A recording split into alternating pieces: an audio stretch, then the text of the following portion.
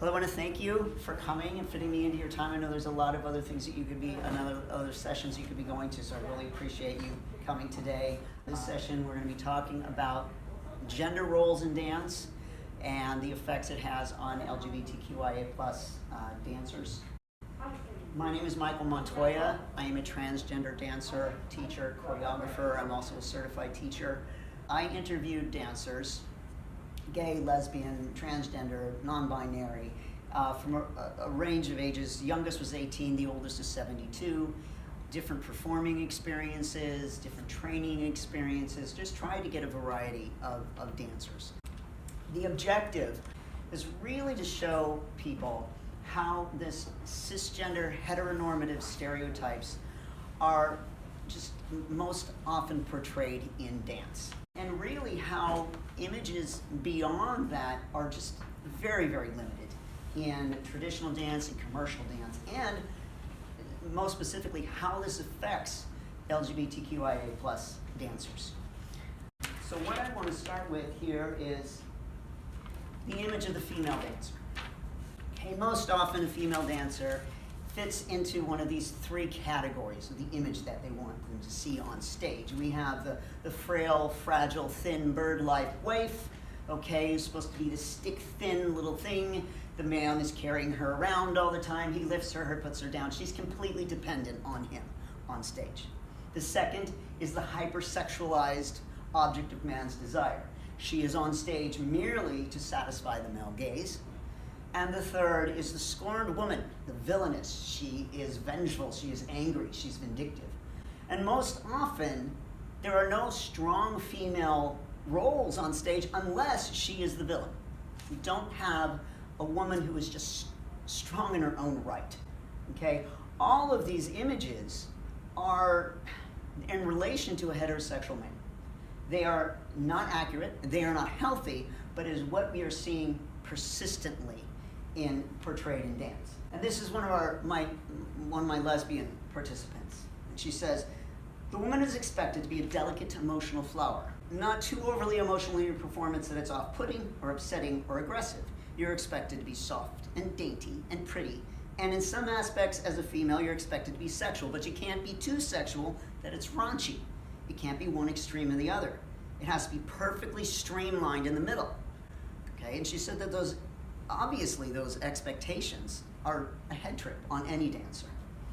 And this isn't just adult dancers. These are the images that we are seeing taught, and it is an expectation to our biologically female dancers as young as 3 years old. From the minute they step into a dance studio, these are the roles that girls are taught to portray.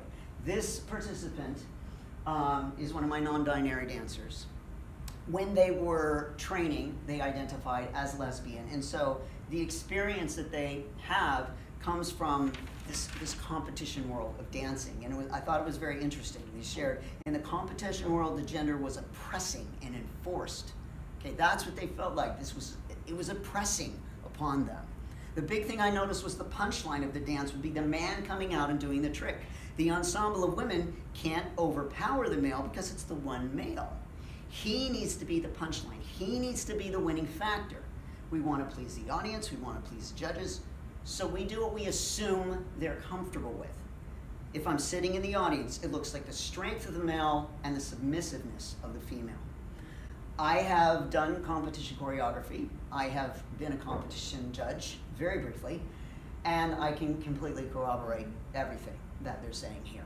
Being a judge and seeing things, choreography, staging, costuming, even music selection, thematic selection, completely inappropriate for young dancers.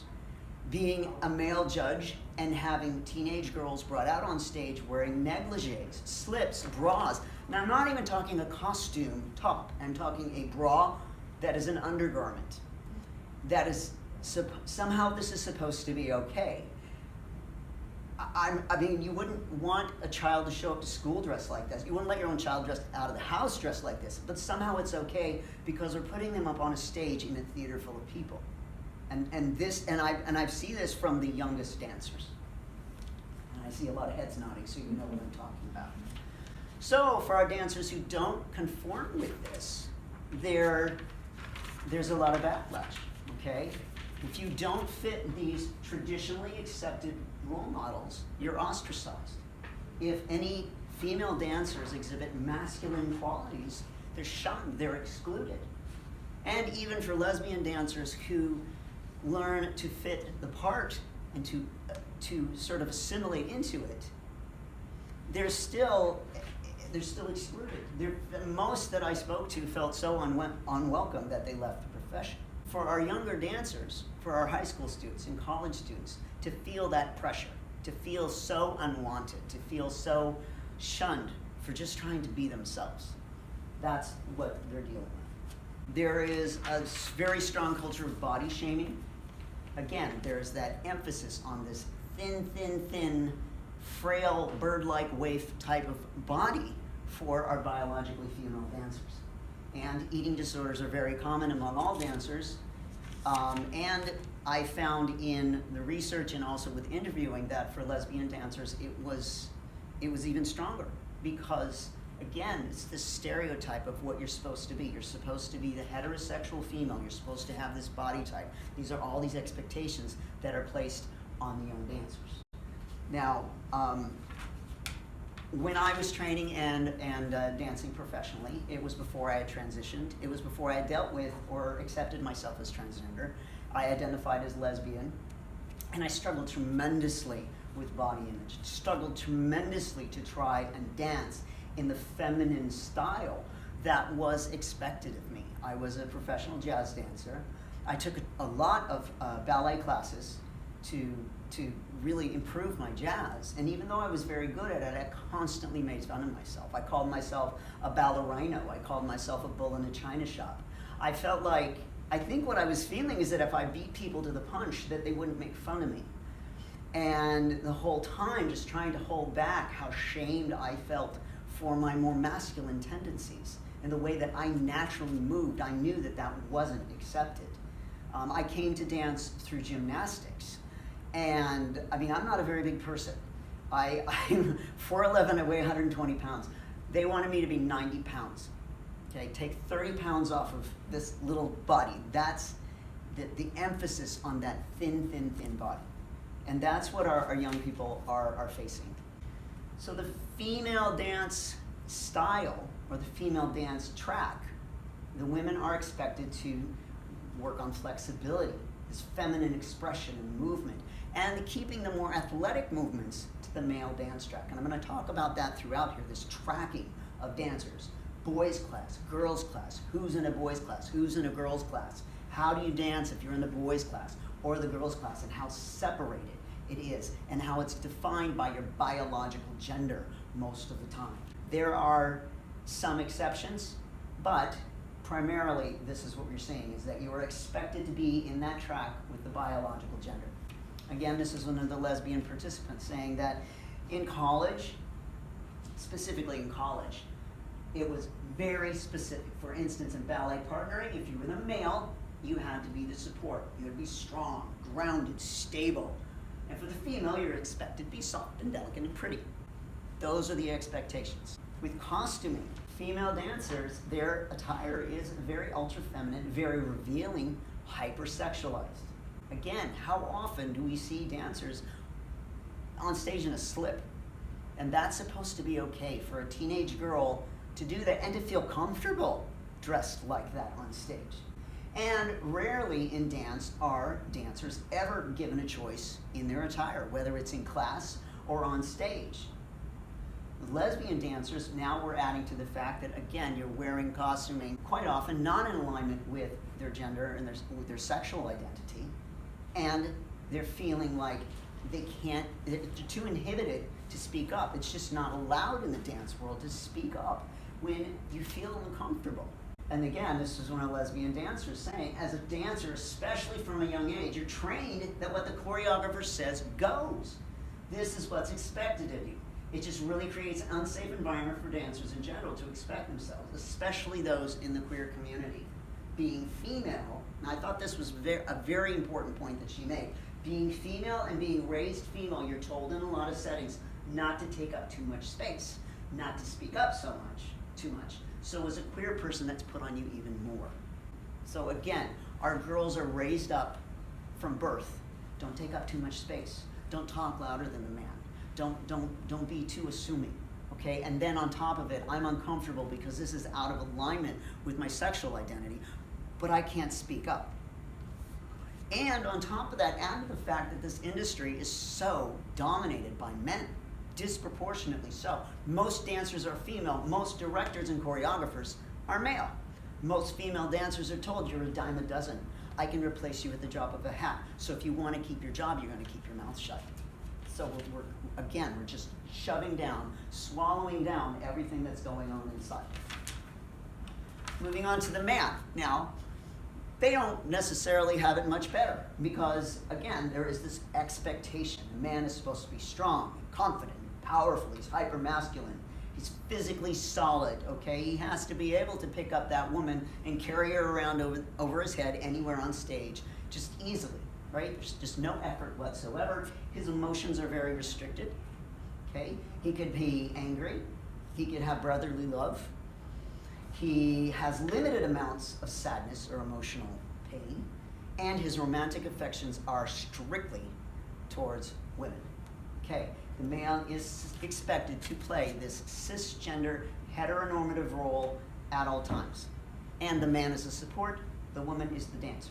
The woman is the featured dancer. He's the frame, she's the picture. As Balanchine said, ballet is a woman. Where's the guy? The male choreography, again, the tracking, the different training, the different movement styles. The male dancer has to be powerful. He does the athletic jumps. He does the complicated turn sequences. He's the guy on stage doing the 85 turns. If you go on Instagram and you search through and find male dancer, every time I'll guarantee you're going to see a clip of a guy doing 1,000 turns and jumping so his hands can touch the ceiling, right? And also, the huge difference, even in the most simple things. So the male port bra, okay, it's very functional. His arm is here, right? These straight lines. Where the female port bra is this full extension through the body, the wrists, the fingers, all of that. It's taught completely differently to the male dancers and the female dancers. In the ballet world, if you are going to be a professional ballet dancer as a female, there is an absolute expectation that you will dance on point, you will take point classes until your feet bleed. You will dance on point. But for a male dancer, he has to seek it out. And if a man dances on point, it's comedic. I would say rarely looked at as true artistry. So it's absolute different ways that we are training our dancers. This participant is a transgender female dancer, and when she was working professionally, it was before she had transitioned. So she is speaking to her experience having trained in the male dance track. Okay, you really get these big jumping combinations versus the dainty point work. The girls get the point classes and the boys get the men's classes, and it's because we have an implicit bias that says girls can't jump like that. You constantly had men's technique, and you were always taught by a man. Okay, so the women were taught by the women, the men were taught by the men. If you were going into a partnering thing, it was always taught by a guy because he knew how to partner the girl. The boy does know what the girl does. He doesn't know how to do it, but he knows where she's got to be and how she's got to do it so she doesn't fall over. Because as a socialized male ballet dancer, your job is to make the woman look good. And I also found it interesting in that this tracking limits female dancers from opportunities as choreographers. Okay, the men know what the women are doing because they're carrying them and lifting around the stage. The women never learn what the man's part is. So how is a female choreographer supposed to get work? Okay, if she's going to choreograph a pas de deux and she does not know the male part, she's not going to get the job. But the men will because of the tracking and the training. For the male dancers, there's this idea that a misperception, first of all, that all male dancers are gay. And then they're expected to play it straight on stage. You can be gay, but you can't act gay. You have to be straight at all times. They have to have these hyper-masculine quality of movement at all times. This is one of the gay men that I interviewed, and he speaks about that struggle for him of having to switch up how he was dancing all the time. Even if a movement is fluid or has feminine textures or qualities, as a man in a company realm, you still have to make it where it reads off as a man just moving fluidly. Regardless of the movement, you still have to find the balance between showing the feminine qualities but masculinizing it on your body. Being a man in the company dance scene or even in the commercial scene, no matter what style, as a man, there are times when you have to masculinize or show the dominance, show the groundedness. Being naturally feminine, I definitely had to find the balance. And a lot of the participants, this term groundedness was code for masculine. So if a choreographer wanted somebody to be more masculine, be grounded, be strong, that meant you're dancing too feminine because a man doesn't dance feminine. Okay, this idea that this is how a man is supposed to dance, rather than I'm a man, this is how I dance, therefore this is how a man dances. Or she's a woman, that's how she dances, that's how a woman dances. I'm trying to get away from these ideas that we have put on our children. With this tracking, I just really feel strongly that in addition to the psychological impact it has on our dancers, we're really limiting them as artists when we separate them. We're effectively teaching them half as much as they have the potential to learn by telling the boys you can only do this and the girls you can only do that. Think of how much they could do if we offered all the training to all the dancers and give them all the options to choose from. For male dancers, they did express that they felt as though they had more options in clothing, but it was within limits. So for instance, they might be allowed to wear track pants instead of tights for ballet class, but not once was there a male who was given the option to wear the female attire, what was required for the females for class. That was just never an option. And I would argue that also that the men's costuming can be just as hypersexualized as the women. The next quote that I have is actually from a friend of mine who I worked with professionally, and I thought he said it very succinctly, in that most of his costumes on stage could fit in a sandwich bag. The entire time I danced with him, I thought about it, I never saw the man on stage with a shirt on. I had another friend who, for a while, had a job where 6 days a week he was dancing in a loincloth. And I feel strongly about that when we look at our teenage dancers, thinking about our male dancers as well. Why do we assume that a teenage boy is going to be comfortable on stage without his shirt on? That boys can have feelings and issues with their bodies and preferences about how they are clothed and how much clothing they're wearing, just as much as any female does. And if we're looking for a look, you know, they can wear flesh-colored shirts. I mean, there's ways of moving around it without requiring that we, I guess, sexualize our teenagers and young adults on stage. Moving into transgender artists. There are no transgender roles on stage. And unless we appear cisgender heteronormative, we're not there either. So we're essentially invisible. Occasionally, there are roles written in. Occasionally, there are pieces that, whether it's a theatrical stunt or it's comedic value or political value, it just doesn't exist. We're these token dancers on stage. And again, with the training, most often transgender dancers are required to train in the track of their biological gender. And this causes tremendous distress. When a dancer is, you know, considering transitioning, they are often either overtly or directly given the message that those two can't exist. You have to make a choice between your true self and your calling. And that's not a choice anyone should ever have to make. This is a transgender dancer. She's danced professionally for many years. Professional companies, top training. I mean, worked as a choreographer all over the world, as a dancer all over the world, and then transitioned. And this is what happened to her. She said, it's been 25 years now that I've been teaching, and in the last 6 years since my transition started, blatant discrimination. It's the fact that I'm a trans woman in the ballet world. They can't correlate with that. I have a complete career, plus choreography, and I can't get a job. I am literally calling up and people are hanging up on me. I am literally up against the wall as a classically trained dancer, okay? The resume is phenomenal. One thing changed. She transitioned and her career was over.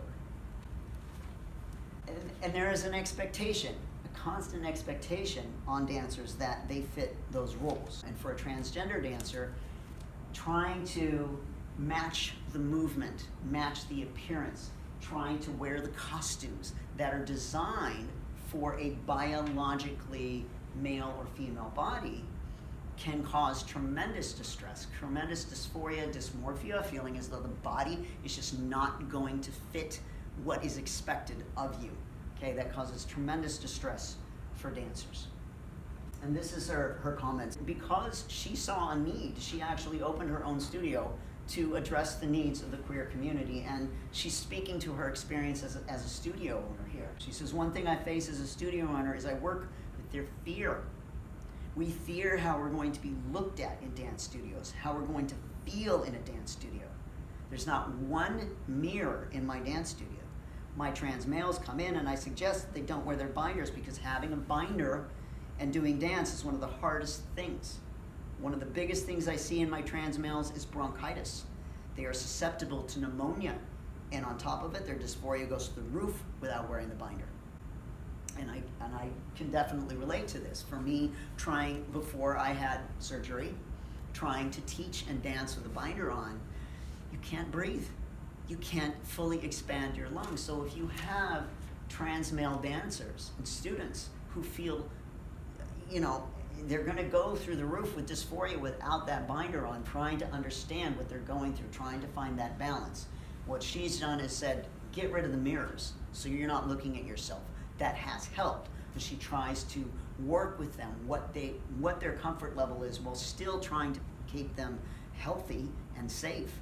Because when you can't breathe fully, again, bronchitis, pneumonia, those problems are gonna persist.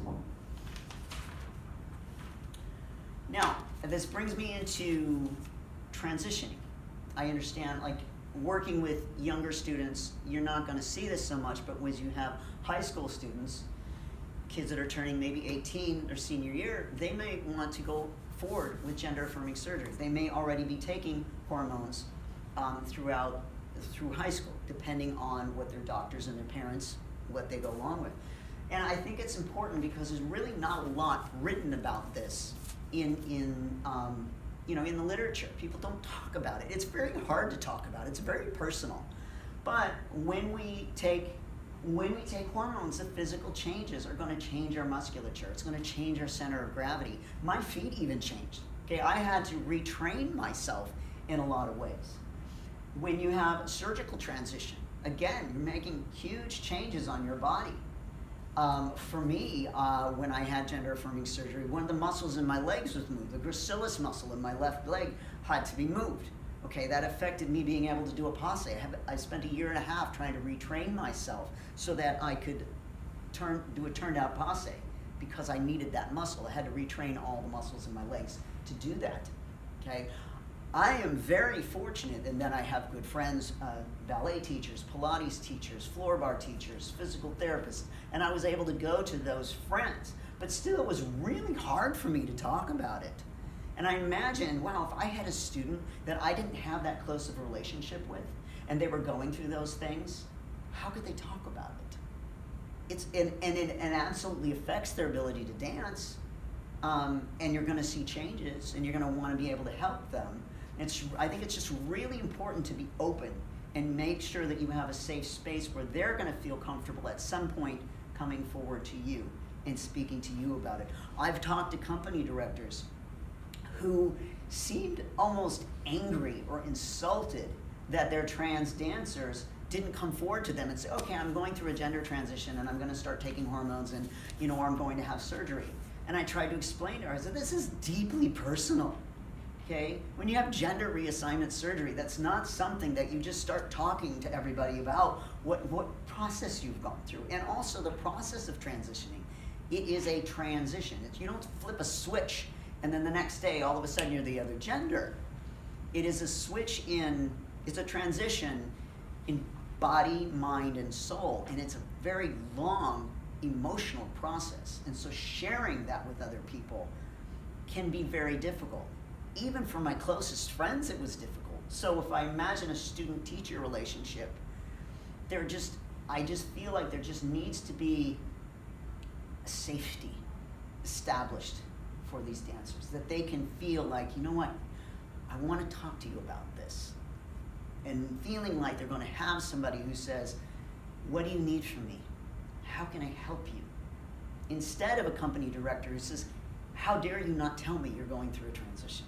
I hired you as this gender, and now you're moving to that gender, and that's not what I hired for my company, and that's not what I want to put in my dance, okay? That's not going to make a dancer feel safe and want to come and talk to you and ask for your help to move forward. Another thing that we face is the training. Again, this tracked training. So now we've gone through a gender transition. Well, our training shows through. I was terrified to get back into taking ballet class because I didn't want to have to out myself every time I took class. Okay, people would see me dance. It's obvious I've had advanced training, but I can't explain why I don't know how to do lifts. I don't know how to do partnering. I don't know the male roles of anything. And that people are constantly commenting, like, kind of confused at how I move. My upper body, how I move my arms and my hands, is not typical for male dancers. Again, I'm very fortunate in having friends who are teachers. A very good friend of mine is my ballet teacher and is sort of helping me expand in what I know from ballet. But if I were to go into a new teacher's class, there would be that wondering that, why do you move like that? That's unusual. Why don't you? If you've been a professional dancer, why don't you know how to do these things? So again, that's something to keep in mind for your dancers, is creating that comfort for them. For non-binary, agender, intersex dancers, this specificity of roles or training, everything is male, female, male, female. Often non-binary dancers are sort of pushed in the direction of contemporary, where there is this sort of genderless, I guess most of your roles are really, you're not really portraying a person, they're abstract. But we're limiting those dancers by doing that. We're taking something away from them that isn't being taken away from a cisgender dancer. One of the dancers and I, we sat down and we're like, can we think of a role in a commercial role that there's no gender? The only thing we could come up with was a leading player in Pippin. You just don't know. The player is the player. And why can't more roles be like that? Why can't we approach our casting that way? To say, why does this have to be a man or a woman? The leading player, no one cares. The leading player leads leads the whole piece. But there's very few roles like that. And our representation is really alarmingly low because it's not safe in the dance world. It's really not safe in America to be an out, open, non-binary, transgender, agender person. And in auditions, most often auditions are saying male dancers, female dancers. And now for me, if I see that, if I see male dancer, I think, well, they don't mean me. That's what goes on in my head. Because before I transitioned, most of my most difficult experiences were with cisgender heterosexual men. They were the most hostile towards me, the most cruel. And so I don't come to the immediate conclusion that I would be welcome auditioning for this part. Or if I passed and someone found out I was trans, would there be repercussions? Would they say, well, that's not what we wanted here? This is one of our non-binary participants, biologically male, talking about being cast in roles. And they said, I frequently find that I get pigeonholed, especially in more balletic kinds of worlds, into hyper-masculine ways of dancing, or even the base for lifts. Even in various forms of contemporary dance, there's still some of those expectations that are continued, like, why aren't you jumping X amount high? Makes me wonder what they saw when they saw me before they cast me, if they were just looking at the shape of the body or the way that I was moving, because those things don't necessarily correspond.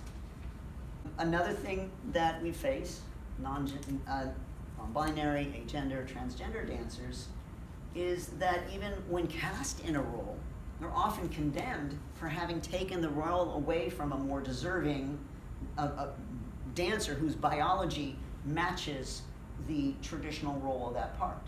And their performances are often criticized as having diminished the artistic integrity of the piece. Somehow, because their form is different, that it's taken away from the story that we're trying to tell.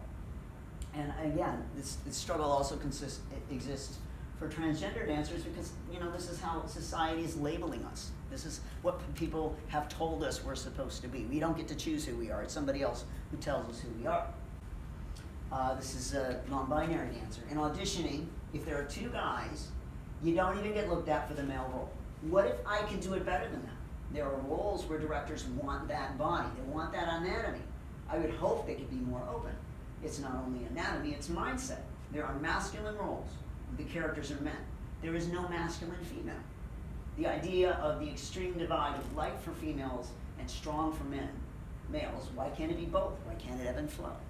And I think that's something important to keep in mind when designing shows or casting, is why can't it be both? Why does it have to be A or B? And again, they want that body. Now, if we look back at costuming, we're thinking about how often we have this image of the shirtless male on stage. Well, you have a non-binary dancer who's biologically female. Immediately, your mind says, no, we don't want that. We can get our mind away from the shape of the body and look at the movement quality that we're looking for. I think it would be a lot better for everyone. Again, we have the track to training, the male, the female training. Well, when you're a non-binary, agender dancer, intersex dancer, where do you go? You're supposed to go with this. Even if they gave them the other option, it still wouldn't meet the needs of that dancer. And again, the clothing, being required to wear the clothing that aligns with the biological gender. The non-binary dancers said they felt very, very uncomfortable with that, being shoved into that just because of the biology of their birth. In the studio, there's two guys lifting these girls. I wanted to do the lifting and the partnering, but I didn't want to be the female, or I wanted to do both. Going into this space and not wanting to be feminine, but acknowledging the fact that I wasn't comfortable with that. I was insecure, and was also just discovering myself and completely uncomfortable with it. The world I was stepping into in general was completely anxiety producing. Okay, this is an 18-year-old participant. This is their experience while they were in middle school and high school. The anxiety produced by this expectation and being completely uncomfortable the whole time.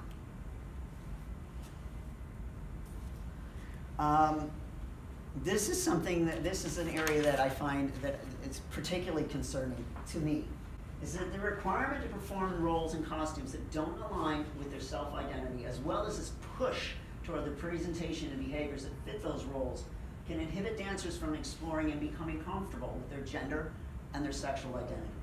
The situation creates an ongoing struggle where the dancer must force down their identity and perform on stage in a way that feels severely uncomfortable and distressing. For those who are still in the process of fully coming to terms with their own gender and nonconformity, this can have a negative effect on the psyche of the dancer. So I find this particularly concerning when we're working with children and teens. This is a lesbian dancer, and I think this first sentence is like my favorite sentence of all of the participants. Gender is not a costume that you can throw on. It's not a character. It's very much who you are and how you identify. For me growing up, it was very confusing being asked to play men. It was hard to differentiate how much of it was me playing a character and understanding that character, and how much of it was me. That disassociation from who you actually are, because you're technically playing a character, also makes it very confusing. I definitely think it slows down the process of self-discovery. Now, I want to make sure that I clarify that with gender roles, I'm not talking about, I don't want it confused with self-determined gender exploration and self-determined exploration into masculine and feminine qualities. What I'm talking about is assigning a dancer to a role without first speaking to them about their comfortability with playing a role of a particular gender or a gender identity. Okay, those are two very different things. I think about how it has become customary to assign Nutcracker, party scene, right? The assignment of biologically female girls to play boys in the party scene when we don't have enough biological boy dancers, okay? And when I argue this point with people, I have people say, well, it's tradition. It's the tradition of the ballet. It's ballet's tradition. Well, whose tradition is this? And at whose expense are we continuing and enforcing this tradition? I mean, personally, I don't invite people to my house based on the gender of their children, right? I don't say, oh, you can't come to the party. We already have enough girls. If your girls dress up as boys, maybe they can come over to the party. None of us do that. So why are we tied to this idea that these must be boy characters and these must be girl characters, especially when we know, and when I've talked to these different dancers, that it messes with their heads. And as far as the idea that it slows down the process, that's something I can definitely attest to. When I was dancing and trying to continue to fit into this very feminine role, once I got it, I felt like, wow, okay, this is who I'm supposed to be. If I can act this way on stage, I should be acting this way in life. If I can be this feminine, then I must not be trans. That's what was going on in my head, because it was just not acceptable to dance any other way. I just really feel like as teachers, we need to open our minds to exploring the different possibilities of what we can do with characters and get away from tradition. Because really, why? Why is this tradition continued?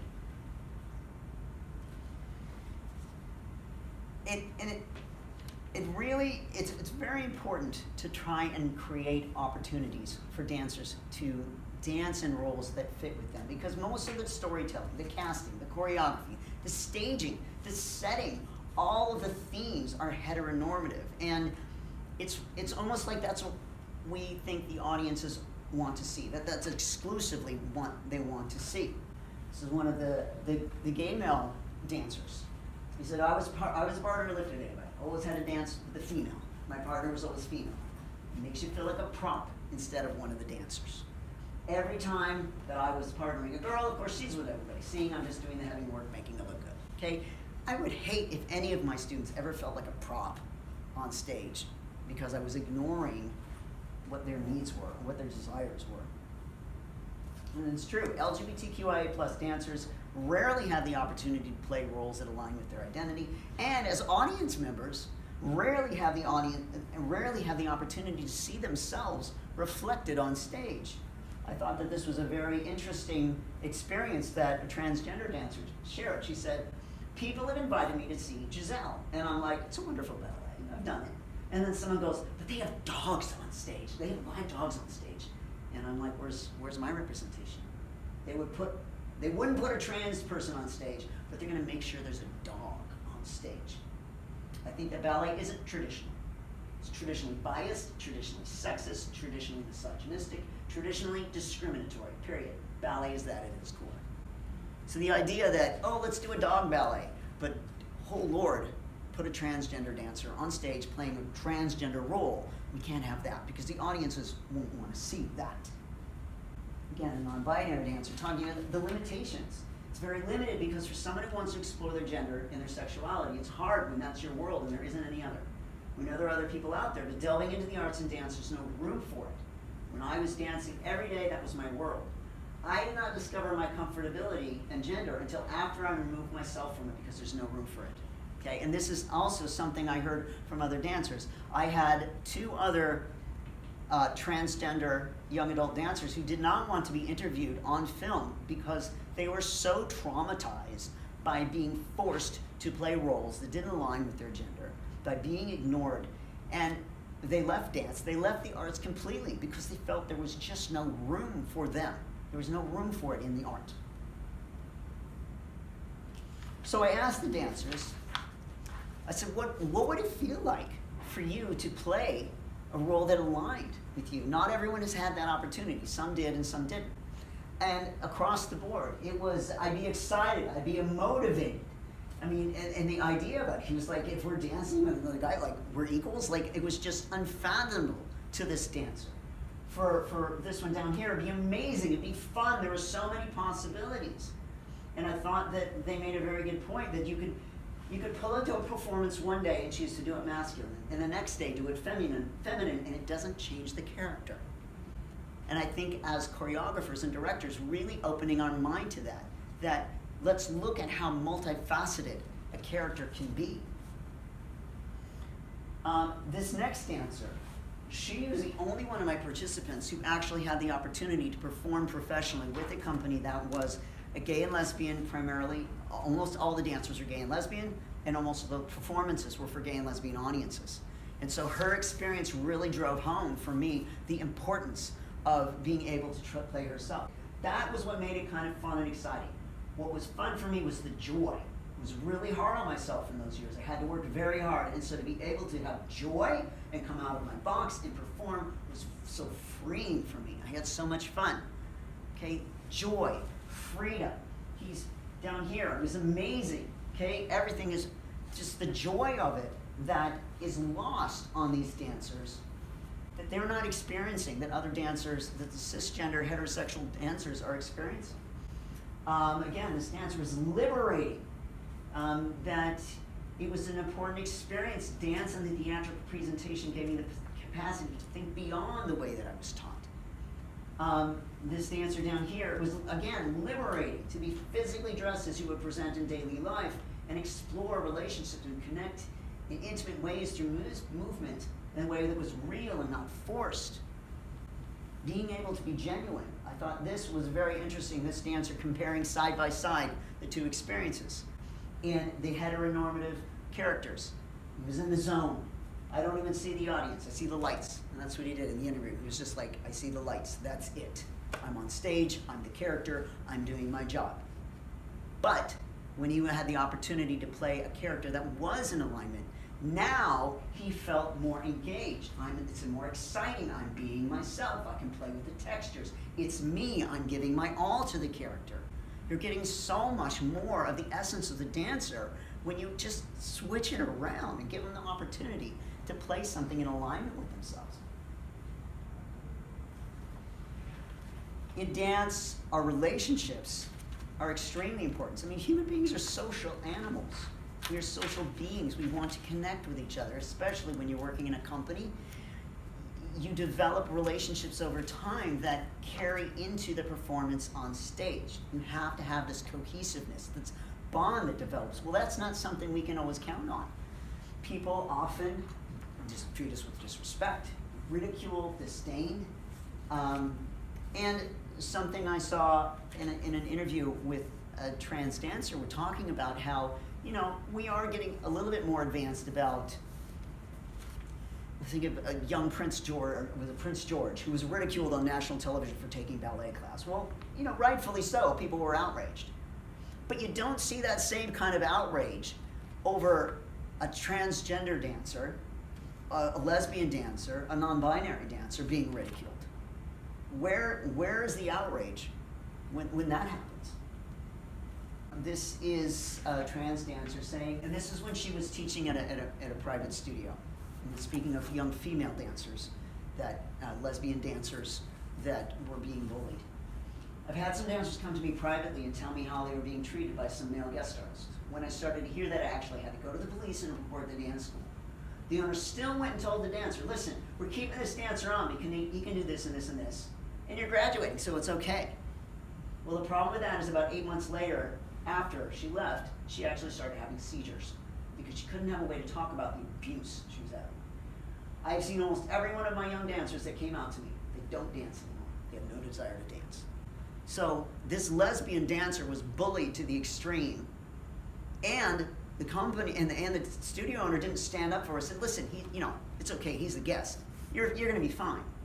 It was such an extreme that this young child was having seizures because of the bullying.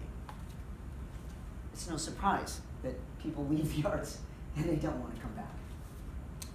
For many dancers, lesbian dancers, transgender dancers, we experience things like people refusing to share dressing rooms with us, people refusing to partner with us. This is a lesbian dancer talking about that. Okay, when people found out how she identified their comfort level, changed their behavior in the dressing room, the way they interacted with others versus her. They were more hidden, they were more private. Okay, there was this bias of this feeling as though she was going to hit on them because of the way that she identified. Somehow these dancers assumed that, oh, because you're a lesbian, now, you know, you're attracted to me. You're gonna hit on me.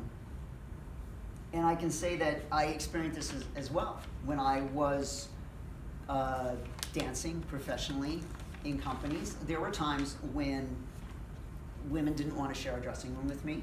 Women wouldn't partner with me. And even in transitioning, using a men's dressing room or changing in the presence of men. Okay? The cisgender heterosexual men and the gay men seemed fine with each other, but neither one was fine with me. So I found that very interesting. And you feel like, you know, you just want to hide in the corner. All I want to do is change my clothes and get back out on stage. But there's this perception that we don't belong in there. But I think that it's very important to have those options for changing rooms for your dancers so that they can feel more safe and more comfortable. And again, for the gay men, it's not perfect either. Again, there's this idea that you're all gay, but you're all supposed to be straight. And the only reason that you can take a ballet class is if it's going to make you better at football or basketball. Because otherwise, you can't be taking ballet just because you like ballet, because boys don't do that.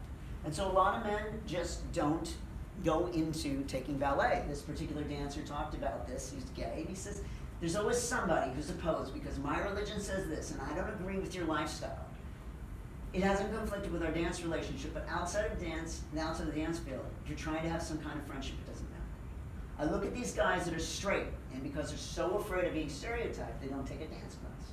How much potential could they have in just being exposed to the art? It's okay to take a dance class. It's not going to make you gay. Okay? Sort of this idea that somehow they're going to do a plie and they're going to become gay. So it's really important to have peer support and to have the support of their teachers. Again, this first dancer, speaking of her experience dancing in a lesbian and gay dance company and dance troupe, it was very important. It's very important to be on a team where you have that support and cohesion. And I had not really had that experience before. Traveling together and going together, I felt much more at ease and more safety than I maybe would have otherwise. I felt so much closeness. Wouldn't it be nice if all of our dancers felt that? Whoever was in the group together, that they felt close, that they felt supported and safe. This comment is from an 18-year-old. The support of peers was important because I had a different connection with them than with the teachers. Having peers support me and help me to learn to express myself, having an environment where even if people may have had negative opinions about me was essential. Without that, I probably wouldn't be here. I probably wouldn't be in the world. How many dancers are lost for that? That's what I think about. I was probably in the most ideal situation at that point in time, and I still had trouble. And when I interviewed them, I was sort of taken aback when they said, I probably wouldn't be in this world. And I think about the incredibly high suicide rates for our young queer dancers. And I noticed in looking at the program for this presentation that there was another presentation that they were talking about the Trevor Project and the statistics. And that, I had read somewhere between 30 and 40% decrease in suicide attempts when they have just one supportive adult. Think about if we create a community where they feel support from everyone that they're working with, how much that will help these young dancers. So, what do they need? In addition to what I've talked about, these are some of the things that the dancers themselves shared. When I said, what would you say we need to do to make it better for you, for young dancers, for anybody in the profession? So, the first one, more acknowledgement and support for us as a community. Start with the pronouns from the teachers. Teachers need to be willing to take a risk of loss in order to do the right thing and make a safe space for LGBTQIA+ dancers. Okay, studio owners need to take the risk that people are going to leave their studio because they're going to support all the kids. And in a classroom situation, maybe there's parents who are going to complain that we call the student by their chosen name which I think is ridiculous that there's an argument over this anyway. How many times do I have a kid who says, hey, you know what? I don't want to go by Thomas anymore. I want you to call me TJ. Okay, I'll call you TJ. Did anybody ever come to me and say, that's not what's on their birth certificate? No! Call them what they want to be called. It's pretty simple. More diversity, more opportunities for a diverse range of artists, and more diversity in what is considered healthy and attractive. Again, getting away from these body image stereotypes that are really horrible for everybody.